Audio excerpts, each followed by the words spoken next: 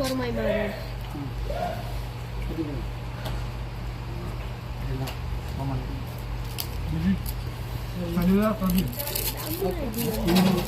জসিম দেখো লিটন মিয়া খায় না, রুচি নাই, বুঝছো?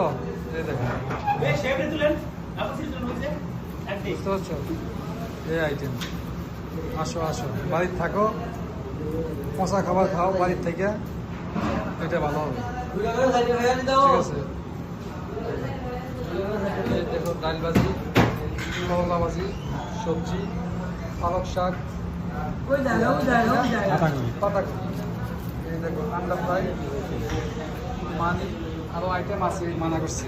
এই দেখো, এটা কার দোকান শুনছো? মতুয়া।